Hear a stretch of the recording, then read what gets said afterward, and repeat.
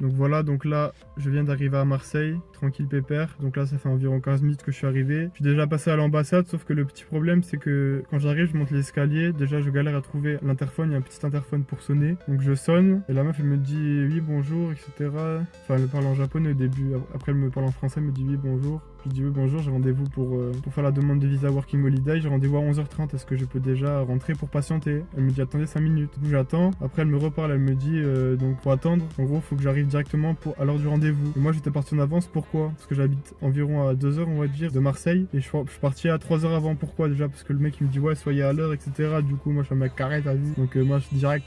Je pars à 3 heures avant, je me dis en plus il y a les gilets jaunes. Ouais, donc là je vais vous filmer l'entrée quand j'arrive à l'ambassade et après l'intérieur je sais pas si j'ai le droit donc on verra à l'intérieur.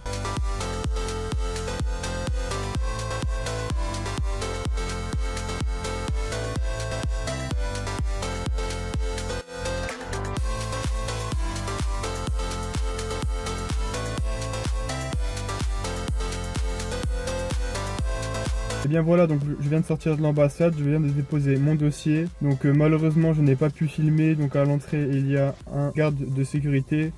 Donc en gros il vous demande d'éteindre votre téléphone et de lui donner, donc j'ai pas pu filmer. Normalement si vous avez un sac, vous devez passer votre sac dans, je sais plus ce que c'est, quelque chose. Parce que moi j'avais pas de sac, du coup j'ai pas fait attention plus que ça. Et voilà, en gros vous arrivez, vous avez une petite salle d'attente et il y a le monsieur qui va vous recevoir, qui va vous appeler quand ce sera bon. Il est derrière une vitre et vous allez lui donner les documents, tout ce que vous avez préparé, etc. Donc voilà, donc je pense que ça s'est plutôt bien passé. J'avais juste à signer un ou deux petits papiers, à mettre une ou deux dates et puis voilà, en 5 minutes c'était fait. Donc là, moi je suis assez confiant. Après vous demande juste de quel jour vous voulez venir chercher votre visa. Donc moi j'ai demandé à venir dans une semaine, enfin c'était minimum mardi. Moi du coup je me suis dit je vais dans une semaine, donc c'est-à-dire le jeudi 6 à 11h30 il m'a dit. Du coup je vais aller le chercher là et puis j'espère que ça ira, je vous dirai en commentaire si je l'ai eu ou pas. Donc là maintenant ce que je vais faire c'est que je vais vous expliquer comment faire une bonne demande de PVT, donc c'est-à-dire tout ce qu'il vous faut au niveau documents, qu'il vous faut au niveau argent, ce que vous devez faire au niveau CV, etc.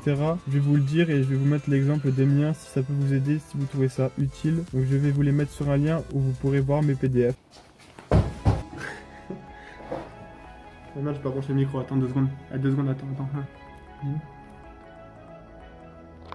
Voilà, salut à toi. Donc là, je viens de revenir de Marseille, ça fait environ une demi-heure. Donc je vais vous mettre en description le lien de l'ambassade du Japon. Donc en gros, sur ce lien, vous aurez tout ce qu'il vous faut pour faire votre demande de visa. Donc là, ce qu'on va faire, c'est qu'on va attaquer directement ce qu'il nous faut comme papier, etc.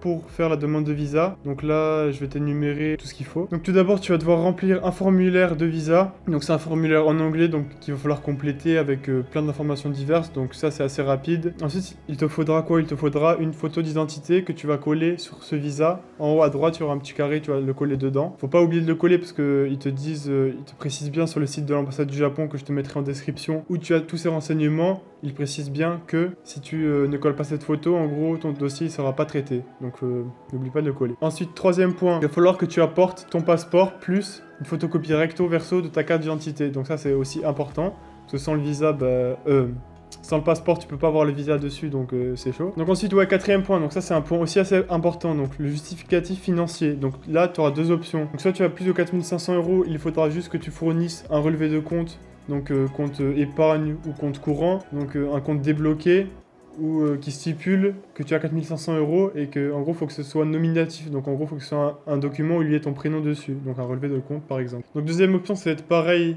Sauf que si tu as moins de 4500 € et plus de 3100 €. Donc ça, c'est seulement si tu as pris ton billet aller et que tu as un billet retour modifiable.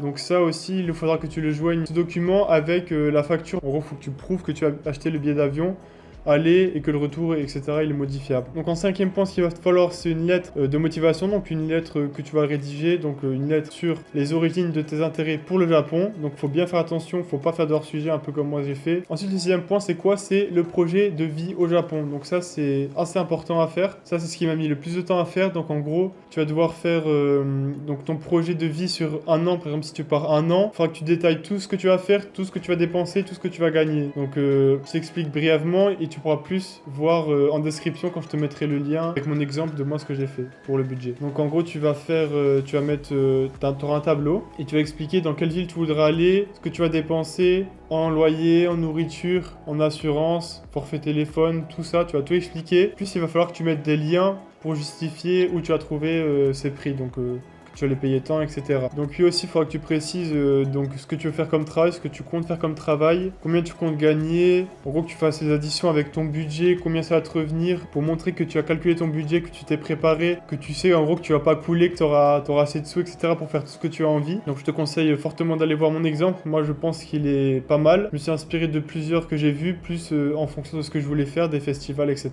Ensuite, septièmement, donc ça c'est un peu plus personnel, mais je vous le mets quand même, moi je m'en fiche, c'est le curriculum vitae. Donc là vous aurez un exemple en gros de comment l'organiser. Donc après vous faites comme vous voulez. Moi je vous donne le mien. Donc moi j'ai fait comme sur le site, enfin ce qu'il demandait sur le site. Après vous pouvez voir exactement ce qu'il demande sur le site de l'ambassade du Japon. Et pour vous finir, tout simplement il vous faudra un certificat médical de votre médecin traitant. Donc un certificat qui certifie que vous êtes en bonne santé pour partir au Japon. Voilà.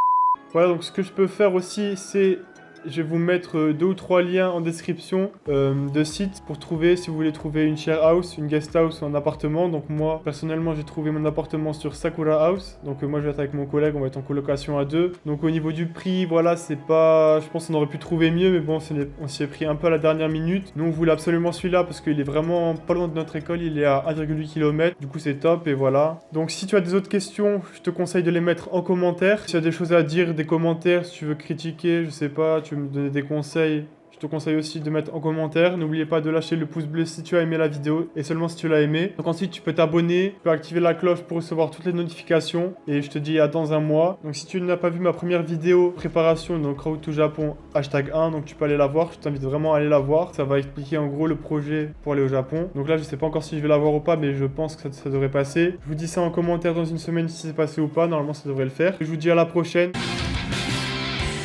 誰もがうつむく街